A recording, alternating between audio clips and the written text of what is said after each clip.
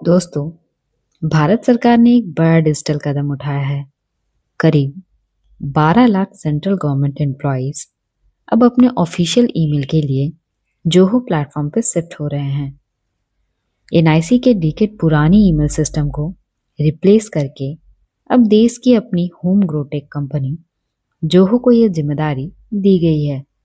लेकिन सवाल ये है कि ये बदलाव क्यों किया गया, इससे क्या फायदे होंगे और क्या इसमें कोई खतरा भी है?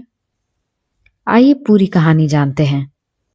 अब तक सरकार के सभी एम्प्लॉयज पीएमओ से लेकर छोटे डिपार्टमेंट तक एनआईसी ईमेल सिस्टम का इस्तेमाल करते थे।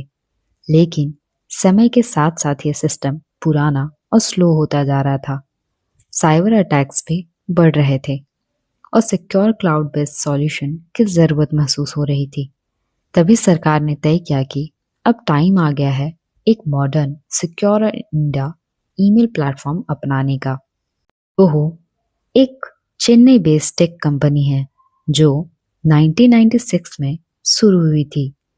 आज ये कंपनी दुनिया के 180 देश से भी ज़्यादा देशों में काम कर रही है और पूरी तरह से इंडिया ओन्ड है।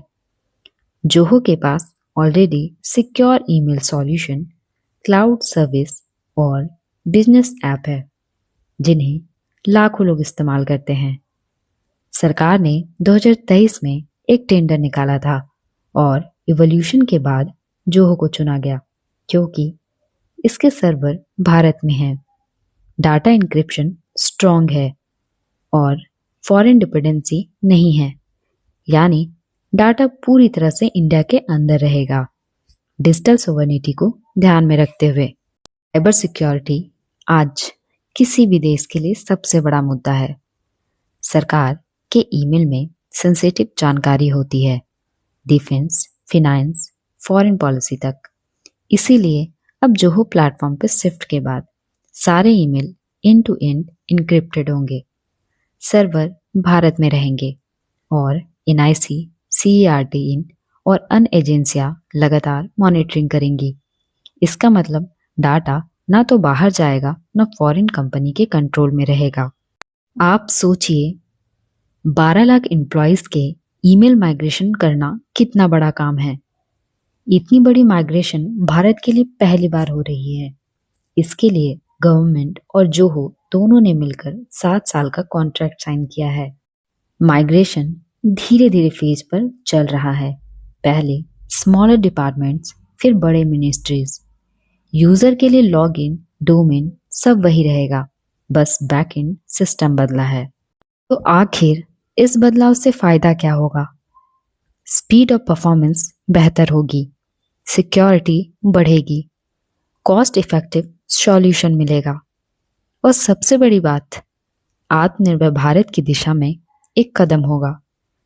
जोहो के सीईओ श्रीधर वेम्बू खुद कहते हैं, India should not depend on foreign tech for it digital backbone, यानी भारत को अपनी टेक कैपेबिलिटी पर भरोसा करना चाहिए और ये माइग्रेशन उसी विजन का हिस्सा है। लेकिन सब कुछ परफेक्ट नहीं है। एक्सपर्ट का मानना है कि इतनी बड़ी माइग्रेशन में कुछ चैलेंजेस भी हैं। ट्रांजिशन में डाटा लूज या डिले का रिस्क, न्यू सिस्टम के साथ एम्प्लॉयज को ट्रेनिंग की जरूरत, और अगर कभी जोहो का सिस्टम डाउन हुआ तो बैकअप प्लान क्या होगा? इन सवालों के जवाब सरकार को साफ साफ देने होंगे। तो दोस्तों, ये स्टेप सिर्फ एक टेक्निकल माइग्रेशन नहीं, ये इंडिया डिजिटल इंडिपेंडेंस की दिशा में एक बड़ा कदम है। आज जब पूरी दुनिया डाटा सिक्योरिटी को लेकर चिंतित है, भारत ने एक बोल्ड मूव लिया है अपनी टेक्नोलॉजी, अपने सर्वर और अपने कंट्रोल में। जोहो का ये पार्टनरशिप दिखाती है कि इंडिया टेक कंपनी अब ग्लोबल लेवल पर सरकार का भरोसा जीतने में सक्षम है। आपको क्या लगता है, क्या ये डिसीजन सही है? क्या सरकार को अपना सिस्टम खुद डेवलप करना चाहिए था या जोहो को देना सही फैसला है? कमेंट करके अपनी राय जरूर बताएं। वीडियो पसंद आया हो तो लाइक करें, शेयर करें और चैनल को सब्सक्राइब करें।